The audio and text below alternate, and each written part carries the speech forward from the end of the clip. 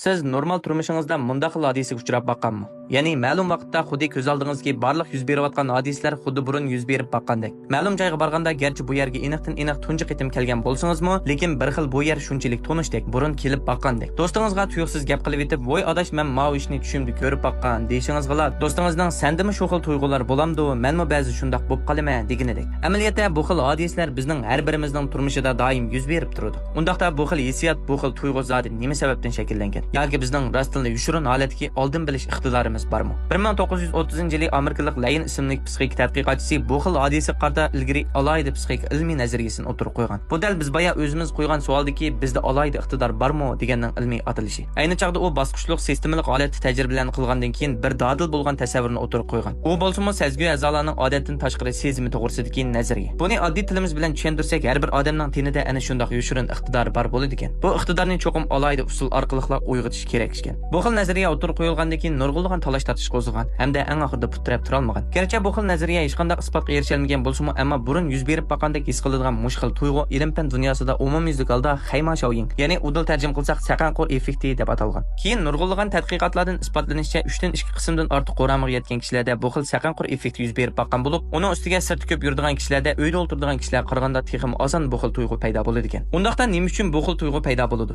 Nima uchun sirtda yuradigan kishilar uyda yuradigan kishilar qaraganda bu xil hodisa ko'p yo'liqadi? Amaliyotda bu asosli bizning cho'ng mingimizning xizmat jarayoni bilan munosabatli bo'ladi ekan. Buni konkret qilib tushuntirsak, cho'ng mingimizning ma'lum tarafiy uchurini qabul qilgandan keyin tuyuqsizlik tez surat uchurini bir taraf qilganlikdan yana bir yarim tarafdagi mingimizning inkosi bu suratga yetishilmaydi ekan. Shuning bilan bu xil hodisa kelib chiqadi ekan. Buni yana amaliy qilib tushuntirsak, siz bir ishni ko'rgan vaqtingizda ko'rish nervingiz cho'ng ming nervingizdan atlab o'tib, bevosita barliq uchurini asli saqlash nervingizga yetkazib, uchurini qisqa vaqtli xato bir taraf qilib qo'ydi ekan. Kaynida mingingiz qaytib bu uchurini bir taraf qilganda, bu uchur allaqachon asli saqlash nervingizda shakllanib bo'lg'achqa, sizda ma'lum joyga ma'lum ish qarta bir xil burun yuz berib boqqandek tuyg'u shakllandi ekan. Shuning uchun bu hargizmi sizda bir xil alayda iqtidor bo'lganlikdan shakllangan ish emas. Yoki sizning oldin bilish iqtidoringiz emas, balki cho'ng mingingizning ba'zi xizmat prinsipi bilan munosabatli ish.